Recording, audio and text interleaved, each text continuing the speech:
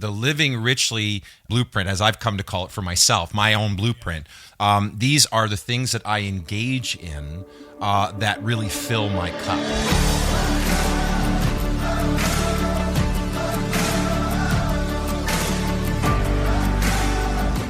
Hi, and welcome to the Living Richly podcast. My name is Rob Dale, and I'm here with my great friends Trefor Munven and Eric Deschamps. He said great friends. It is great friends. And I also trying to think, I'm going to have to go back and look at all the podcasts to see how often I use your name first and then your name. It does go back and forth. Because I do try to go back and forth. You're very mindful of that. You're doing very well. And I'm glad because I would have been keeping score otherwise. Right, but we'll keep score moving forward. Absolutely, yeah, no pressure. Absolutely, okay. We are. What does it mean? I don't even know what it means to keep score on that.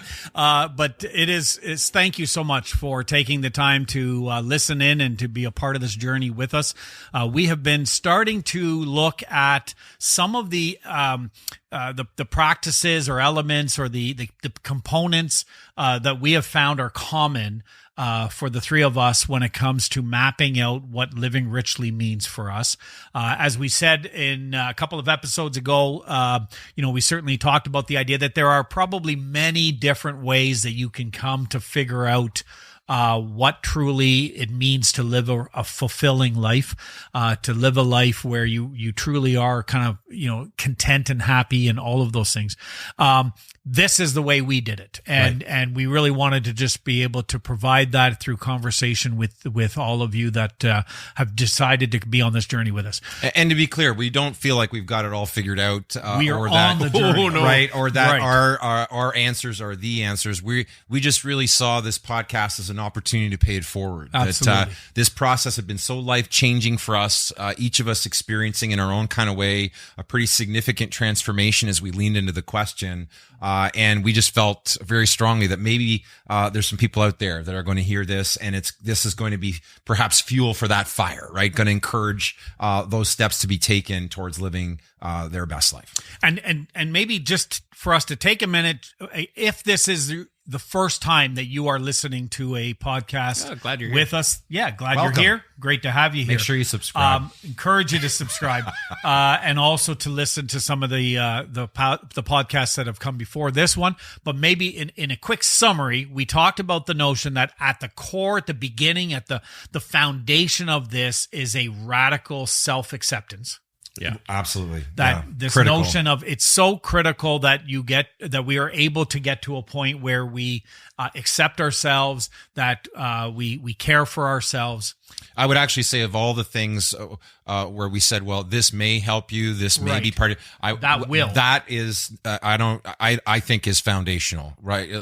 I think we established that without a radical self-acceptance, without wrestling that issue to the ground or beginning to wrestle that issue to the ground for yourself, it's going to be hard to embrace any kind of higher level living, because that issue of low self-esteem, low self-worth, harsh inner critic, those issues will continue to keep you grounded in a very negative way. Yeah, absolutely. So again, rather than take a long time to talk about that, episode 8, we do. It is a great. I think it's one of our best.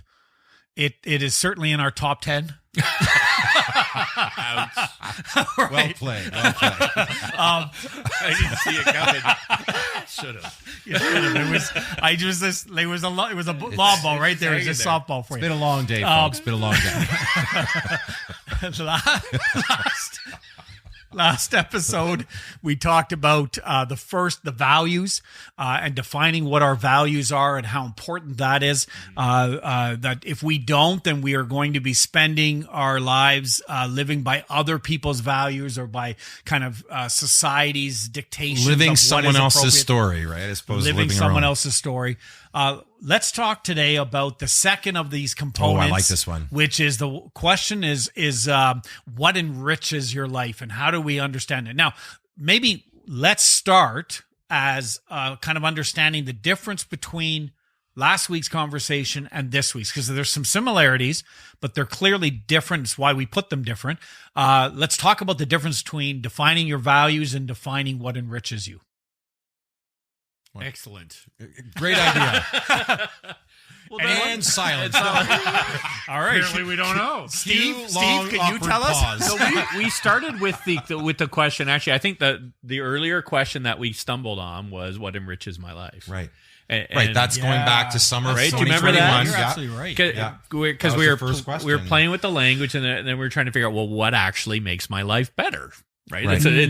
And then we realized, there's some stuff that comes before that. It needs to flow out of something rather than be the source. And I think that's where we recognize ultimately that self-acceptance as that foundational piece, right?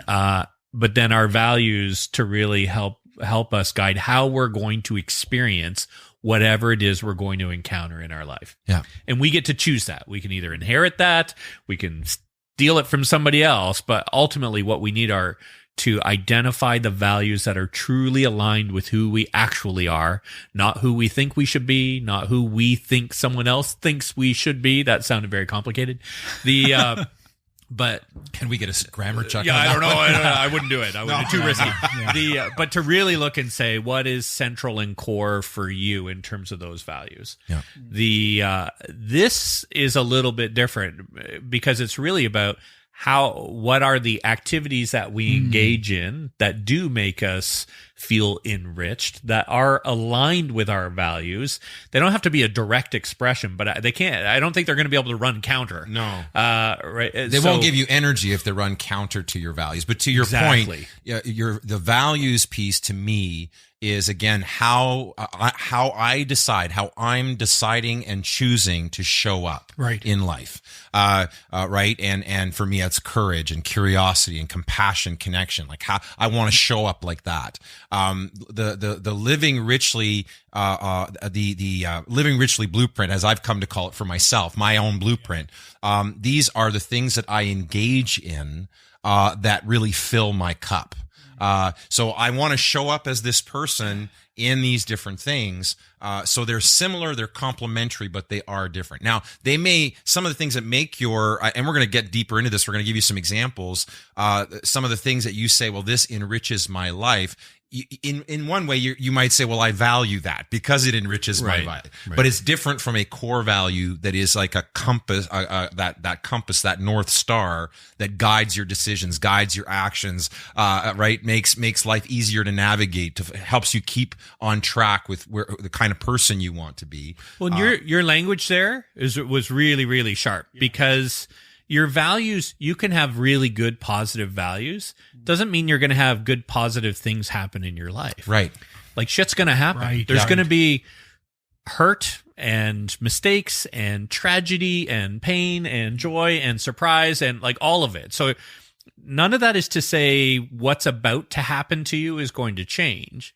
But the experience of it will, because you can engage, because you use the language, you can navigate your way through using your values. So if in the face of tragedy or betrayal or loss or confusion or hurt or whatever, you can still be courageous and connected and confident and compassionate, and you can still bring your values they become really powerful aids and sources to navigate those moments. So it's not about changing it. Now life's going to be real nice to you because you got a good set of values. No, what it means is you're going to be able to meet life equipped.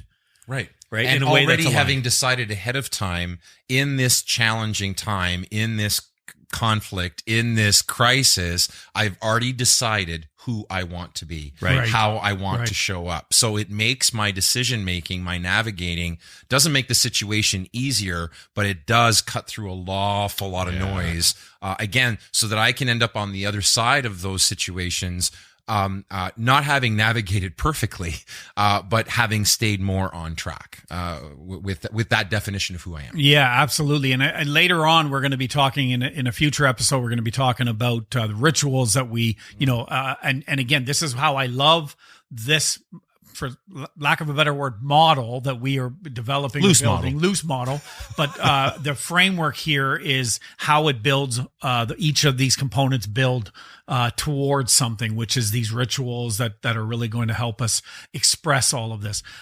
So what are maybe some of the questions? What are some of the things that we could do in order to help kind of define those enriching activities, behaviors, what would we do?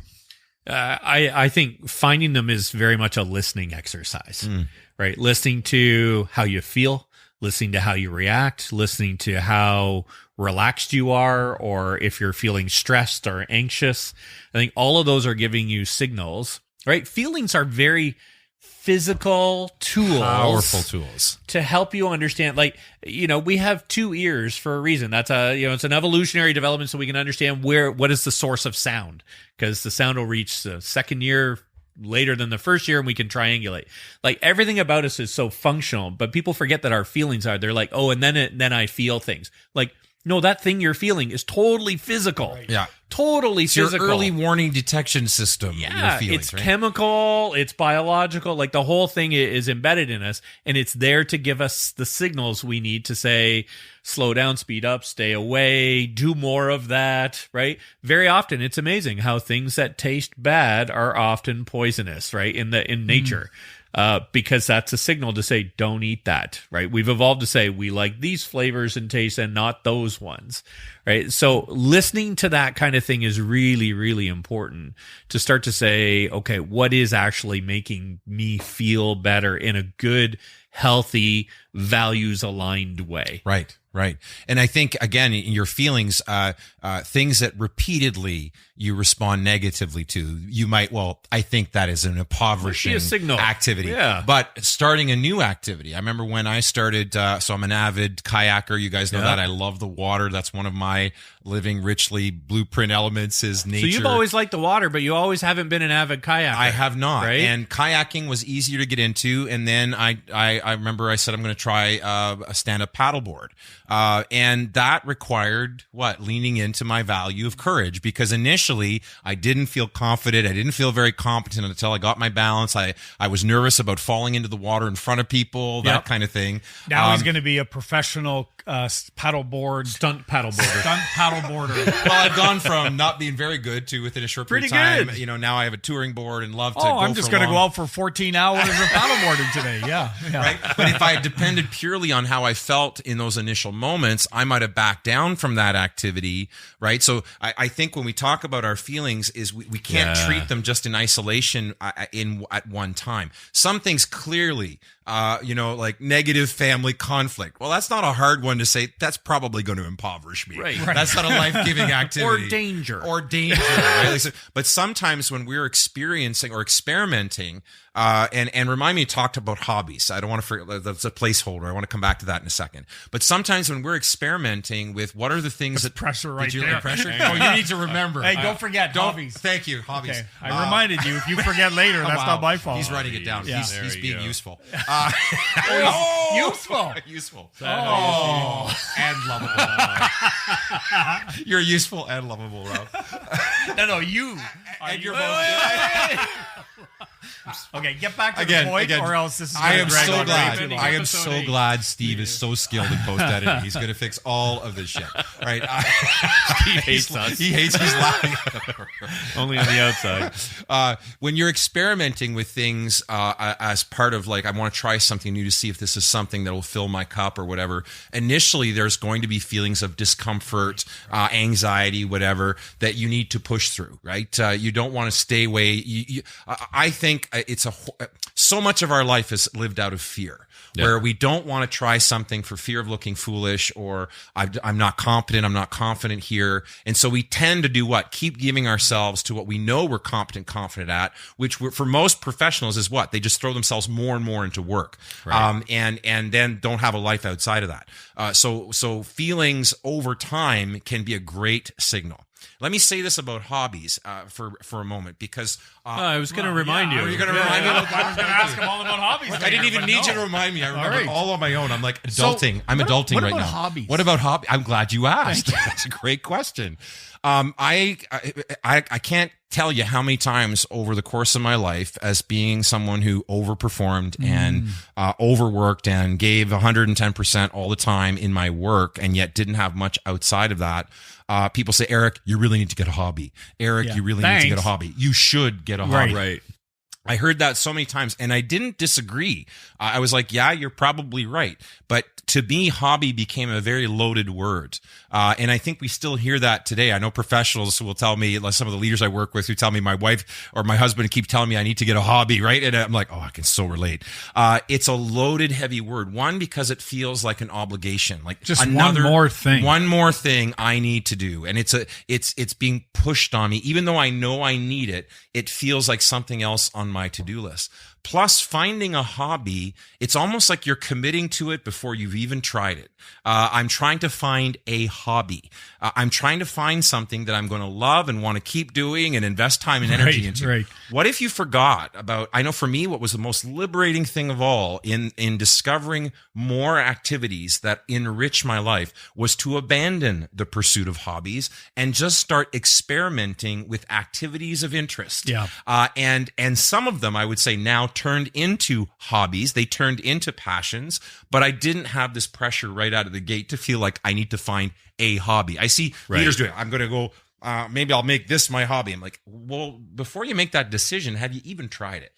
So I think it's like letting ourselves off the hook a little bit. So a bit of a sidebar, but I think it's an important concept. But as people often head towards retirement. Right.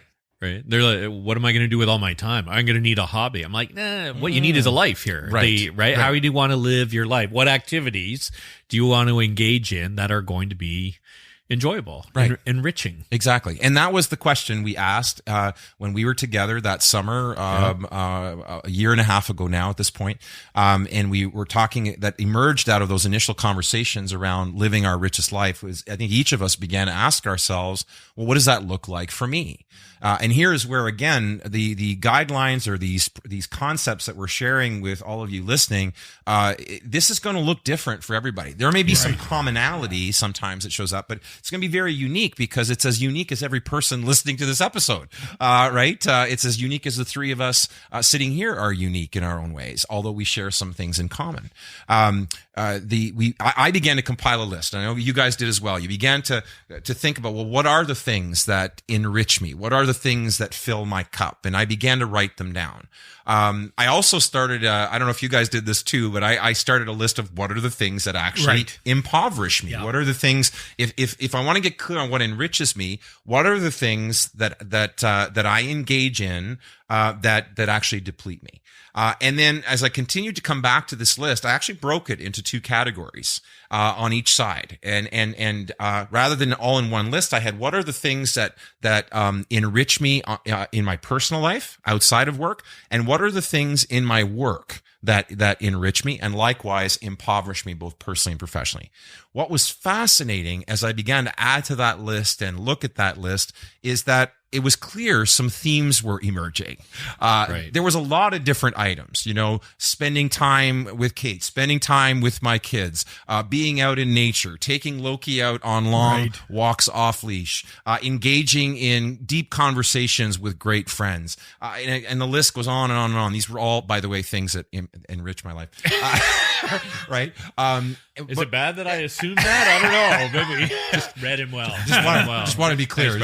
Yeah. But then as I began to, again, look at the list of items, and again, this is not something that you're necessarily going to once and done it. You're probably going to come at it. You're going to come back. And this is why I think it's wise to develop a reflective practice of sorts where, you can take time on a regular basis, whatever that looks like for you. It doesn't have to be an hour every day. It could be a few minutes every day. It could be a few minutes, a few days a week. It could be once a week. You sit down, reflect on your week.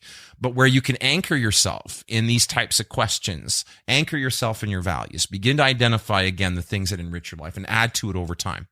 And as the themes emerged, for me, it was pretty cool how they landed. It came down to four things for me, that all the things that I listed could be nested under these four categories. And it came down to loving well. So being connected in loving and life-giving relationships is one of the things that is very, very enriching to me. That really fills my cup. The other one was living well.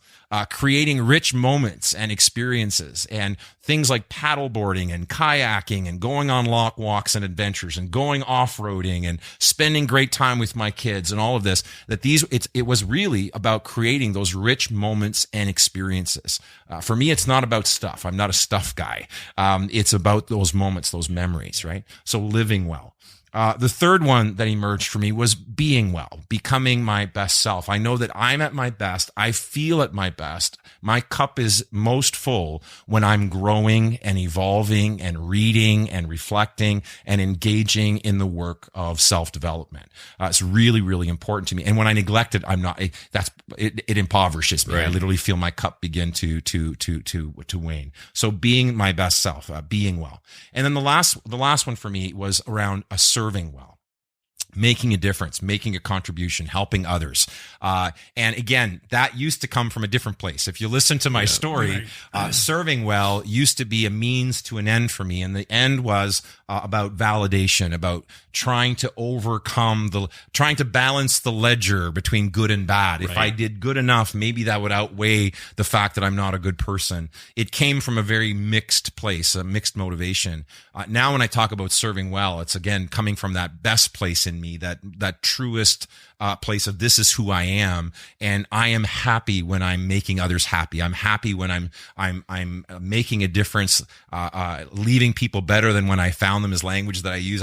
Whether it's stopping to help someone in need, or whether it's just giving someone a smile in the line at the grocery store, I want to leave people better than I find them. And when I do that, it brings me great joy. I feel very, very enriched. And so it became, again, this powerful blueprint to say, okay, so now if I have a better sense of what enriches my life, and I can articulate it in a way that's easy to remember, I can check in. If I'm feeling off, you guys ever feel off? We all feel off at times. Well, I can check in. Is that rhetorical? I don't know. I'm going to go with yes. Yeah. Steve, have you ever felt off? Sure. See, you heard his voice in the studio. Steve is a real person. He is. It's like God. It's like God. He's listening. Steve exists. Yeah, Steve exists. And he's a little off. And he's a little. Hey! Whoops! Forgot he can hear me. He can hear you. He's listening to all of us, and he can edit. He's got the power of editing. So careful, Trevor. So sorry. But when you're feeling off, you can check in. Am I again going back to imagine having values identified and having this blueprint of what a rich life looks like. Listen, it doesn't mean that I can live 100% of the time doing the things that I love and give me energy. The list of things that impoverish me, some of these things are things that I have to do. They're part of my existence. But now is there a way for me to dial up on the enriching stuff and dial down some of the impoverishing and not just stuff? that, but it allows you to now, when you do need to jump in on the things that impoverish you, for me, dealing with conflict is impoverishing when there's, conflict in relationships. Remind me, you and I have to have a tough conversation after this recording. And I'm so ready for that tough conversation because I've been spending so much time in enriching my life. Ah, there you go. Right. See? So now you want to wait till later. I want to wait till later. No. I want to wait till he's vulnerable. I'm so fucking ready for you, pal. No, but you can be ready to have, and I remember you guys had said this about how, as we began this journey, how I started to show up more, differently. Oh, yeah. Huge. And that was part of it, was the notion of being able to speak up, even if it might lead to conflict. I was less concerned about the energy that conflict would require, because I was building up this kind of bank. I was banking a whole bunch of energy from the things that you could write that check. Capacity, you could write that check for that conflict because you had the funds available to you in the bank account. So it's not about never doing. I'm just never going to do anything I don't like. That's just immaturity. Right. There are things you have to do in life that are not going to be fun, that are not going to be enjoyable. We do have to adult. Listen, well, I would say adulting is about embracing the things that bring you, that you're able to express. These are the things that give me value, that bring energy to me, that enrich me. That's true adulting, is not being afraid to say sometimes to somebody no, right? Or and not being apologetic. I'm sorry. I'd love to be able to help you. I can't. no, I'm not able to do that. That's not part of where I'm at in my life. Right. We talk about the importance of setting boundaries, and we'll leave the subject of saying sorry too much alone. But I think that's worthy of another episode. I think unpack that later. Every time, it's not just a Canadian thing. I know as Canadians.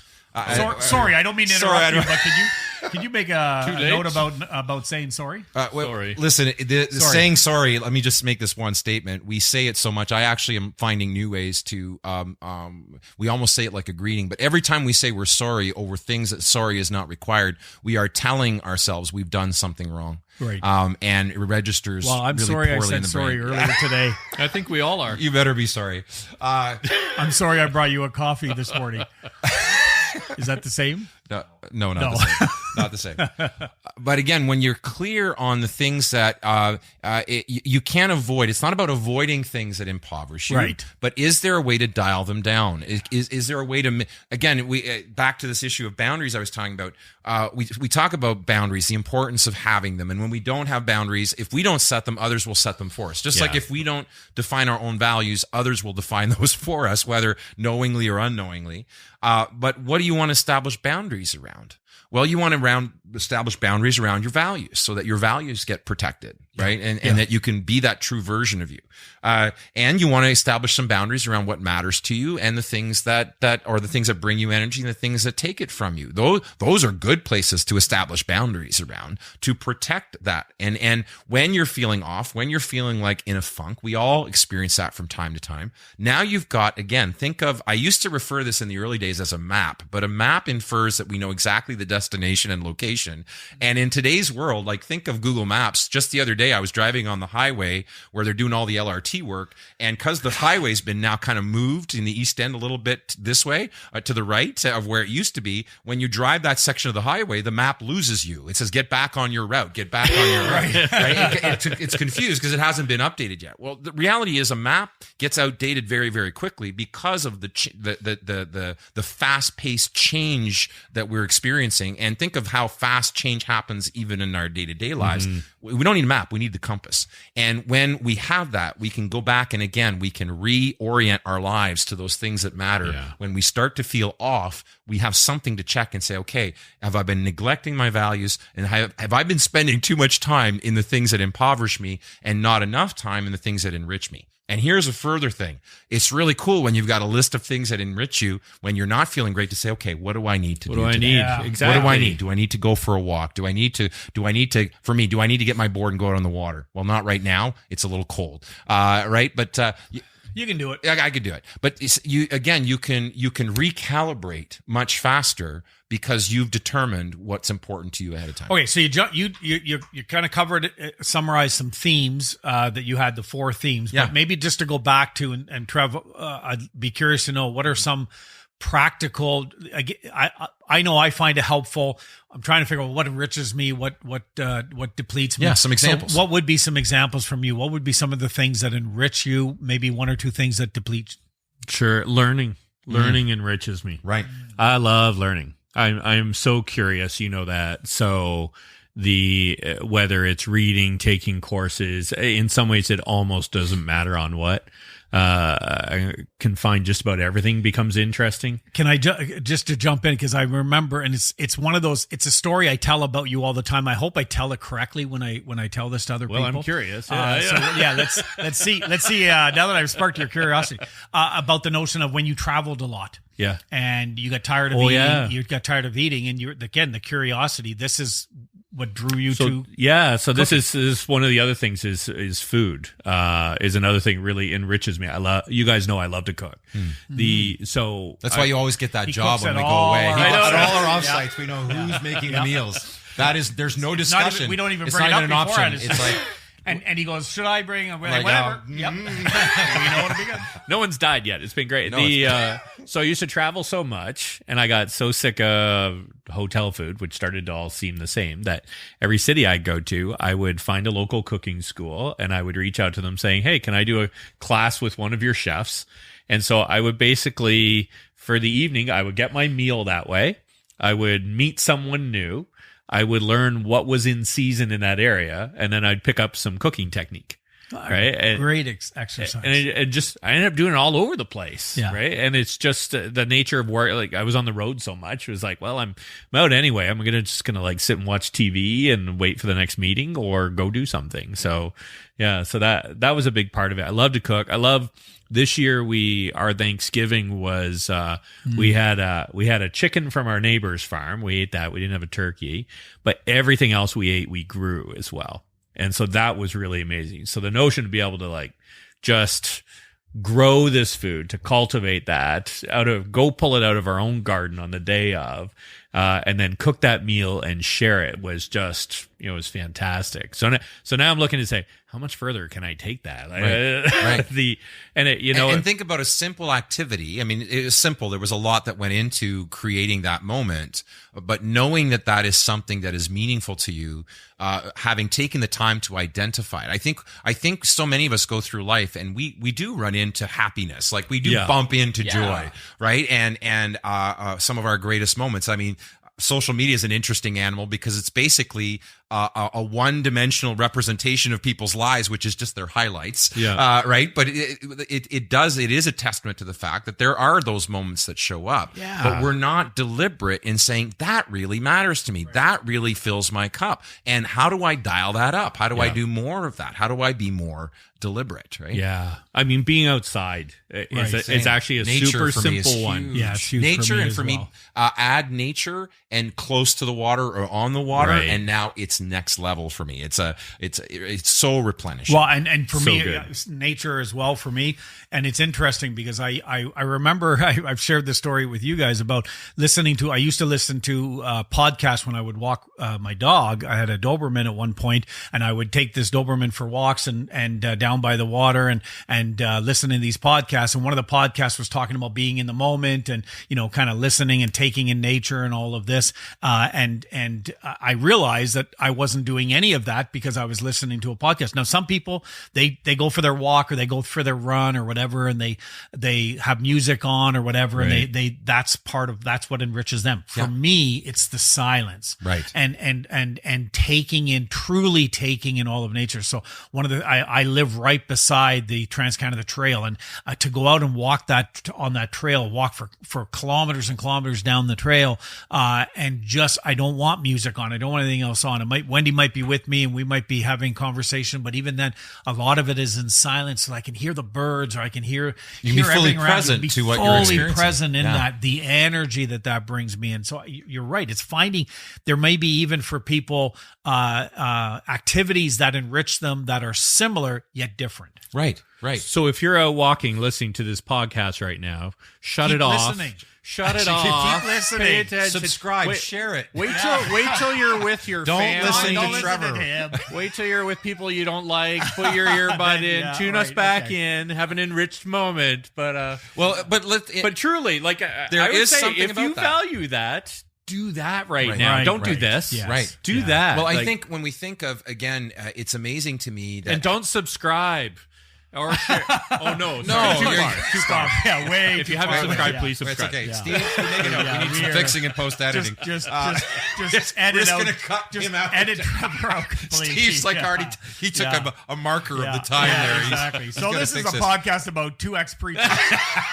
We edited out the farmer. But let's face it, how many of the activities do we engage in that are mindless, mind-numbing, coping techniques? And listen, it's downtime's okay. We don't need everything to be about growth. We don't need to be so it's good to have downtime. The problem is there's so many activities we engage in that are neutral.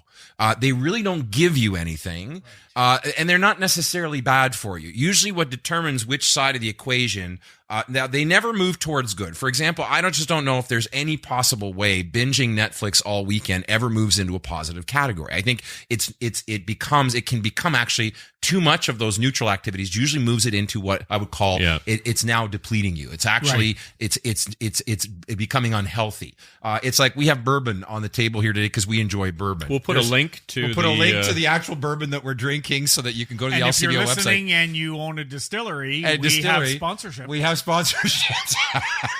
Interestingly, the bourbon's called Redemption. It is called Redemption. It is. But there's nothing wrong with enjoying a glass of bourbon. But if I start to use alcohol as the way that I cope with life and I'm drinking too much, now all of a sudden that's moving into a problematic category. I think far too many of us, and I was guilty of this for so long. And again, this is this evolution for me has been more recent, that we give ourselves either completely to our work, or we give ourselves completely to our parenting, or we give ourselves completely to our relationships, but we're not identifying the things that really replenish me. And usually by the time I get to me, I'm so tired that I just give myself to those mind-numbing, distracting type activities that don't replenish me at all. So I sit in front of the TV and hours go by, or I sit there and, thumbing social media, just going through the feed, reading really about nonsense and other people's lives while not really engaging with my own.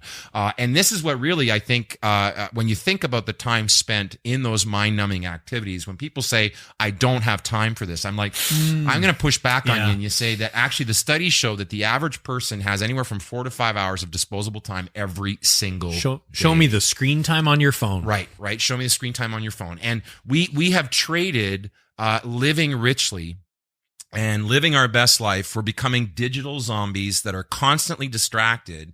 And listen, there's nothing wrong with listening to music. I put music on or a podcast on when I work out, right? But I think there is value though in saying, why am I doing that? Is it because I need to distract myself? Listen, I used to struggle getting silent and being alone with myself. Didn't like that at all, because again, the what I was telling myself, the dialogue was so negative, I'd do anything to drown it out. Some of us are relying on some of these distractions, even what would seem to be positive activities, just as a means of avoidance. We're avoiding dealing with ourselves, right? And so if that's the case, then I would say even what appears to be a positive activity might actually be unhealthy. But it comes back down to saying, am I investing more time, not in neutral activity? We may have some of that shows up, and that's okay. But how might I start dialing up the noise on the things that actually fill my cup, make me a better person, leave me full of energy, full of life, right? Because again, then I'm going to show up in all of the other roles that I play in life as a much more happy, fulfilled, grounded individual.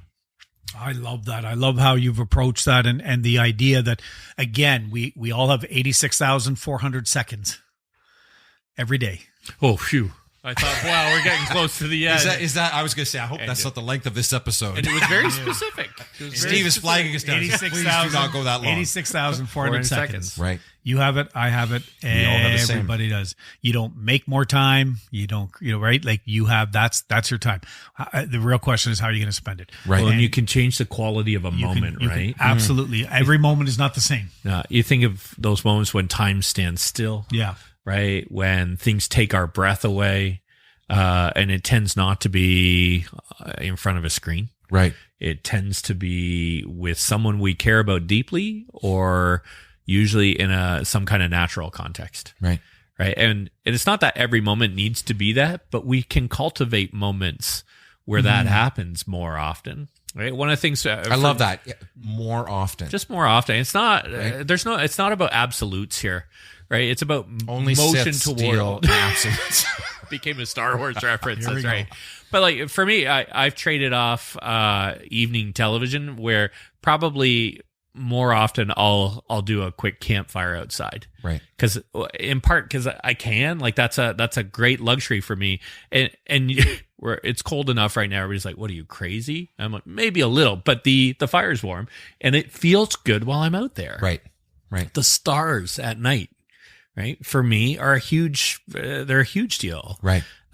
The other thing, and this is where the personal and the professional really overlap, it's around what I would call powerful conversations, meaningful conversations. Oh, see, that's one of mine too. Right? Yeah, like, absolutely. And from our coaching perspective. With other people, to me, I add like with other people on the journey. On the journey, right? Yeah. Because like the ability to like do what the three of us do to me is so life-giving, right? Yeah. To be able to do that with Kate, I know you with Wendy, with Carrie, right? The ability to be sharing this experience of wherever we are on the path. No one is ever at the same place at the same moment, but to be able to have meaningful conversations, I think that's that's why we say community is so important in this, because when you have a place where you can have conversations like that, it certainly fuels the growth. I know I cut you off. Yeah, no. I just got excited about that. The more we tune into that, the more those kind of people show up in our lives, right? Like it's when you commit, the universe conspires with you. Conspires with you. It's a nice quotes. view. Yeah. It's a nice view of the world, right? So I think those pieces you can start to look and say, how do I craft my work, my career, my approach to introduce more of the things you want? And the other thing is to bring them forward in time. Right. Carrie and I, with this whole like farm thing we got happening now, a lot of that was a reflection of conversations we were having about what we would do once the kids had moved away. Right. And it's still a ways away. But then we also started to talk about, well, how could we move some of those pieces forward in time? Why are we waiting? Right. Waiting. Right. So there were easy things we could start to do in terms of our day-to-day about being more outside, right? We're in a small suburban neighborhood in kind of downtown Ottawa doing things, but we started to embrace pieces of that more and more. And I think it starts to ready us as we start to take even small steps towards it. So, and that really, I think, laid the groundwork for this. And then it really became about, why would we wait? Like, what could we introduce right now? Right. Because we'd say, well, we can't do that because there's always a million reasons why you can't do things. And that's okay. We also need some powerful reasons about why we can. But if you can't do the whole thing, do part of a thing. Do something. Do anything. I mean, not anything, but do something. If you're listening to this and you're not sure about what step to take, I'd say the first thing you need to do is get off the couch, get off your phone, and start experimenting with life. Start engaging with real life. Sitting behind a device and engaging with other people's lives while yours is neglected is a terrible waste, I think. You're too precious. You're too important. You're worth too much. There's so much to be experienced. And again, you're not going to figure this all out overnight. But little bit, I love one of my favorite new phrases is little bit by little bit, slowly by slowly, you start to add one more thing. You start to take one more step until you start to savor and enjoy life more and more. Somebody asked me recently, because this year, as I've said to you guys, has been so transformational for me. And someone asked me, well, what's been the result of all that? And I said, I am the happiest I've ever been. I am the most comfortable in my own skin than I've ever been. Joy, gratitude, love, these are not things I bump into. These are where I live more and more of the time. I didn't think this level of serenity and happiness was possible. And it doesn't mean my life's perfect. There's been a number of things that have come along to try to rock me, and in the past would have rocked me seriously. And what I found is, again, the ability to bounce back quicker and not be knocked off course as far. And I really feel I'm just at the beginning of this. I know you guys would share the same experience that your life can change, but it'll be little bit by little bit, slowly by slowly. Make the commitment to start taking the steps. You will not regret it. It'll be the best thing you ever did. And honor those little bits. Right. Celebrate again, we've got a culture of such a level of accomplishment, and it's simpler than that. It doesn't have to be so complicated. It can be much, much easier. And it is the little things, those little motions, those small steps. You don't have to take a massive leap. You need to take one small, courageous little step and then another one. Yeah. Right. And that's all there is to it. That's it. Hopefully you're still listening and you haven't already got off your phone and you heard the last little bit of this. Before you do get off your phone, I want to encourage you to take a moment and share this episode with your social networks, with your friends, with people that you feel might get benefit from it, find value from it. When you share things, if you want to use the hashtag Living Richly, that's a great way to connect to others who are on this journey with us. We always appreciate it. We keep an eye on that and are able to make a connection to you as well. But would love to have you share this episode, and maybe even in your comments, share one or two things that you have discovered that enrich your life. And I'd love to read some of your practical examples of ways that you are enriching life. Go to our website at livingrichly.me/. enrich.com/act, ACT. Every episode we are posting resources, tools. We will have, for today's episode, a simple document where you can begin to track what are the things that enrich my life personally, professionally, what are the things that impoverish me, and any other of the tools or resources that we mentioned today will be found there, and even for past episodes. So you're going to want to bookmark. If you're following this podcast, you're going to want to bookmark that site. That is a place where you're going to find all the resources we make available to you. And a link to this excellent bourbon. Now, yes. Now, let me correct an earlier statement. Yes, please do subscribe. Thank you. Stick with us. Thank you for correcting. I feel that was a fear-based response. We'll bring him back into the podcast. We can edit him back in. He's trying to get Steve not to edit him out. Right. Getting voted off the episode. Voting off the island. Exactly. All right, stick with us. Stick with us. Yeah. Yeah, thank you so much for joining us on the journey, and until next time, we really do hope that you will be part of the conversation.